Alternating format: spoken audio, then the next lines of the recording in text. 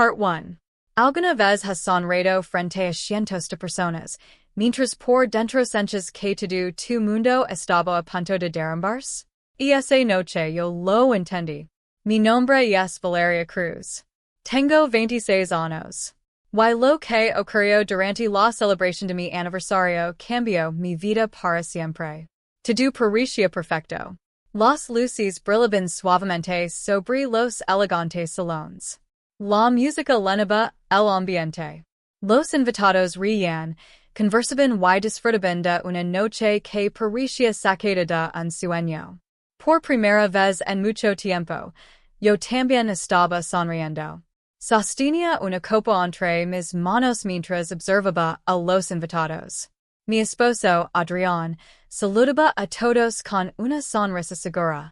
Mis suegros recibían a los asistentes con una amabilidad que rara vez mostraban. Aquello me sorprendía.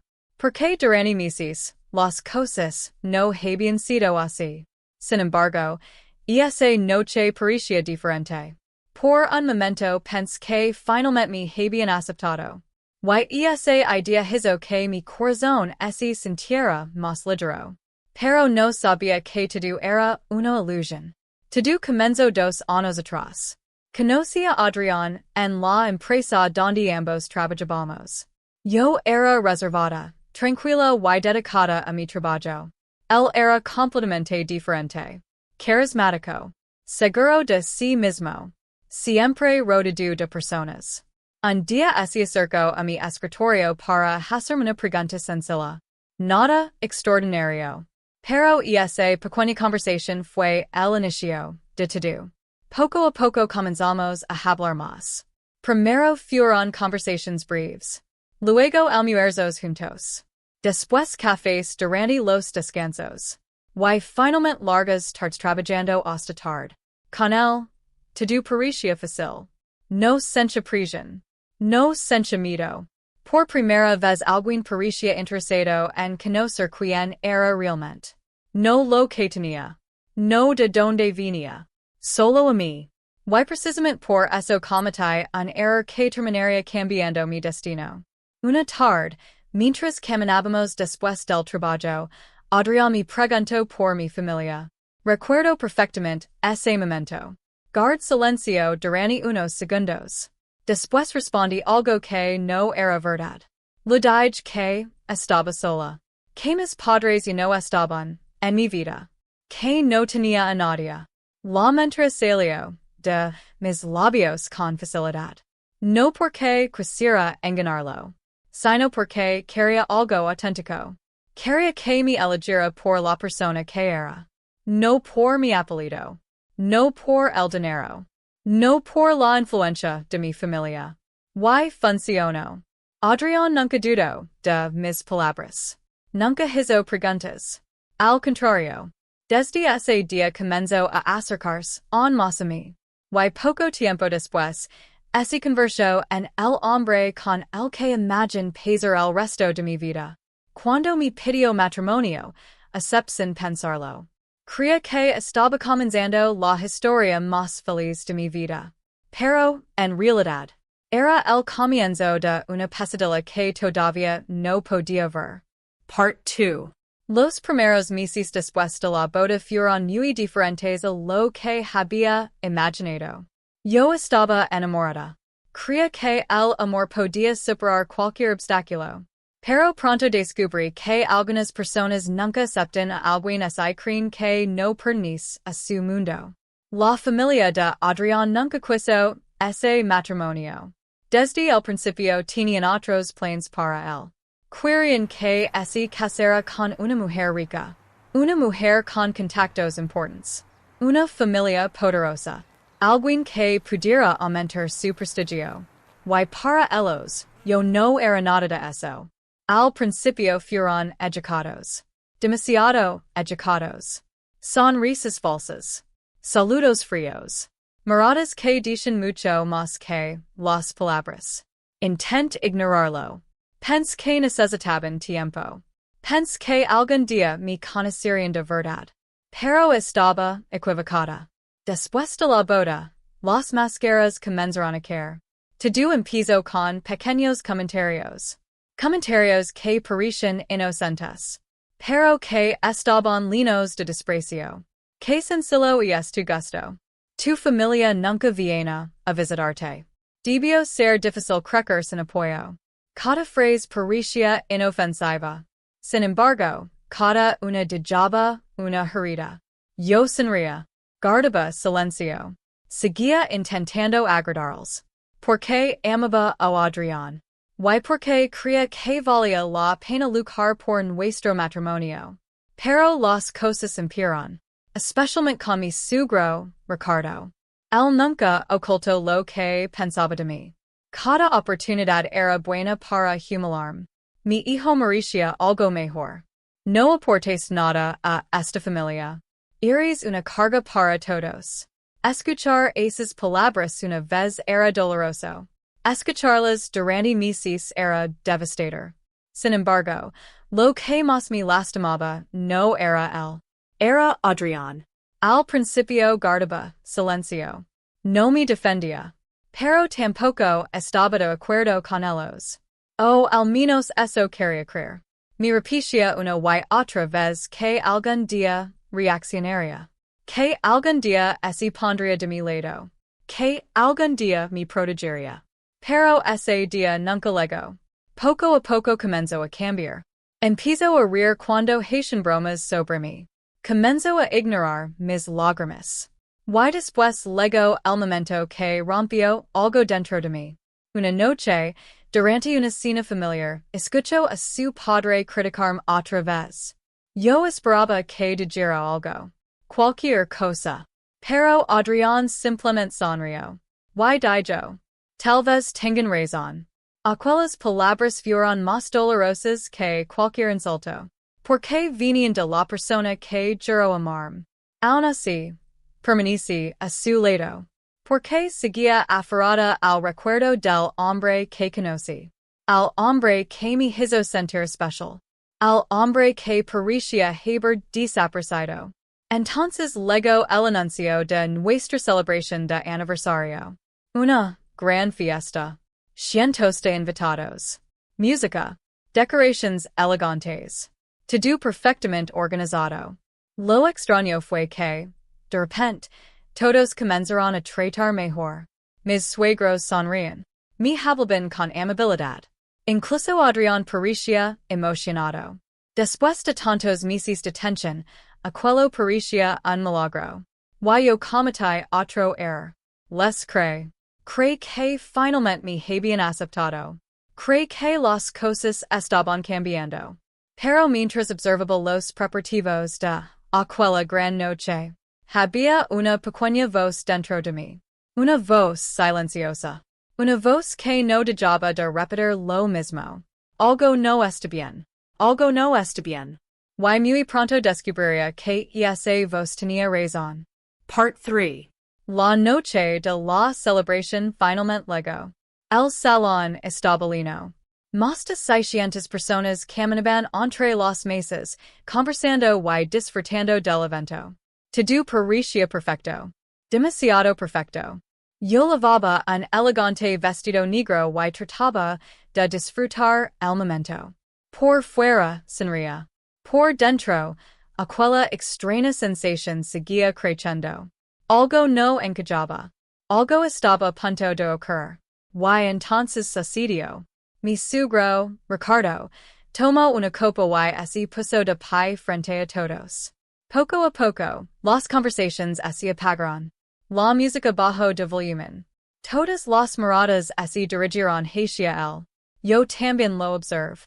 Al principio pensé que había a hacer un brindis normal. Pero cuando se su sonrisa, sentí un escalofrío. Era una sonrisa extraña. Una sonrisa de alguien que estaba esperando algo. Esta noche es muy especial para nuestra familia, dijo en voz alta. Los invitados aplaudieron. Ricardo levantó la copa. Un año de matrimonio merece una celebración inolvidable. Más aplausos. Entonces giró lentamente la cabeza hacia mí. Y todo cambió. También es el momento perfecto para decir la verdad. El salón quedo en silencio. Mi corazón comenzó a latir más rápido.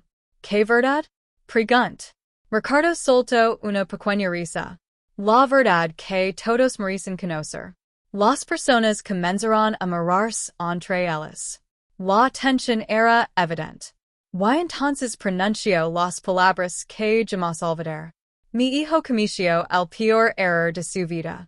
Un murmullo recorrió el salón. Mi cuerpo se quedó inmóvil. Ese error está de pie frente a nosotros. Su dedo apuntó directamente hacia mí.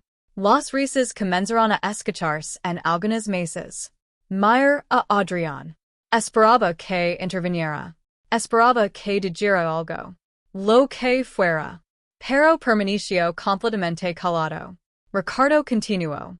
Pense que esta mujer aportaría algo en nuestra familia. Hizo una pausa. Me observó de arriba abajo.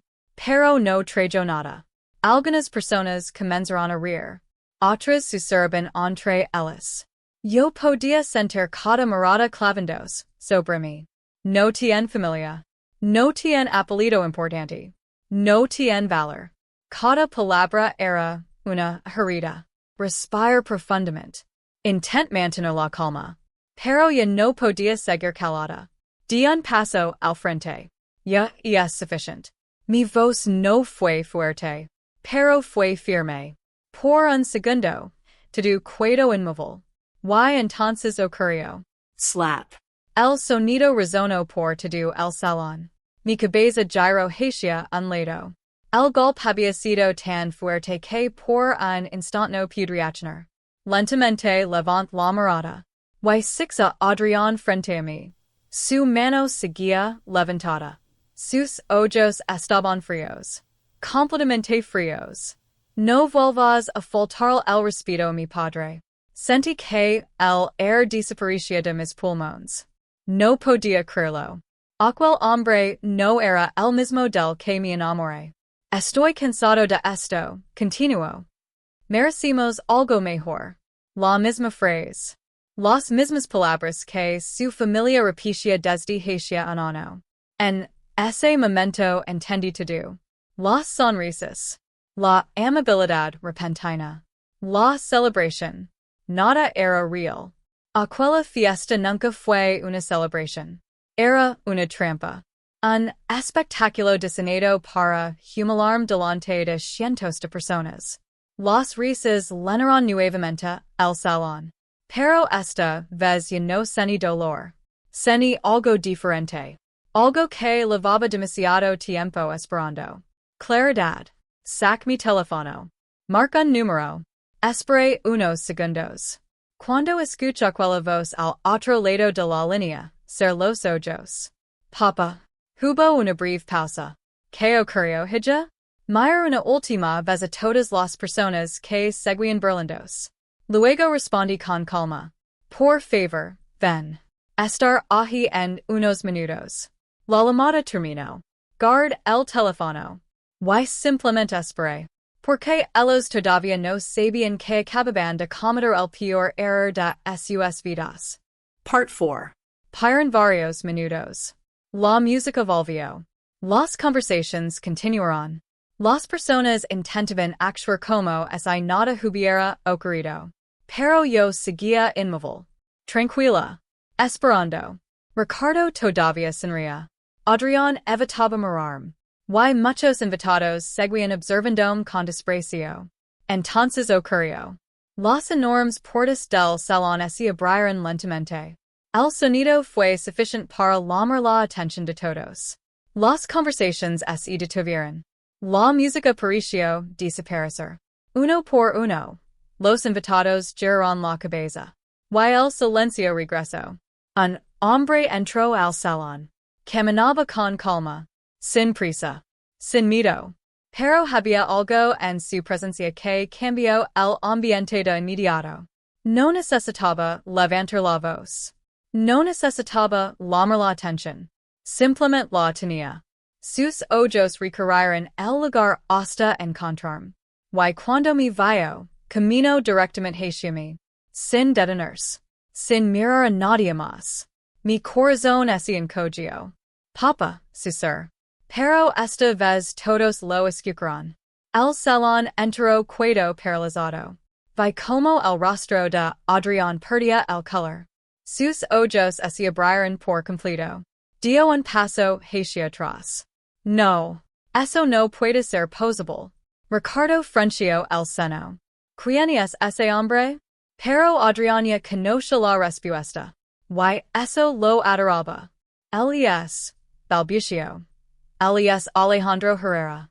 Un murmullo recorrió el salón. Alejandro Herrera? El fundador de Herrera Fashion Group? El dueño de una de las empresas más grandes del país? El ambiente explotó, en sorpresa. Las personas comenzaron a susur nerviosamente. Ricardo dejó de sonreír. Por primera vez parecía preocupado. Entonces Adrián hizo la pregunta que todos estaban pensando. ¿Por qué ella te llama papa? Mi padre lo observó durante unos segundos. Y respondió con absoluta tranquilidad. ¿Por qué es mi hija? El silencio fue total. Nadie se movió. Nadie respiró. Era como si el tiempo se hubiera detenido. Mi padre se acercó un poco más. Luego observó mi rostro. Y vio la marca roja que permanecía en mi mejilla. Su expresión cambió de inmediato. La calma desapareció. Su mandíbula se tensó. Sus manos se cerraron lentamente. ¿Quién hizo esto?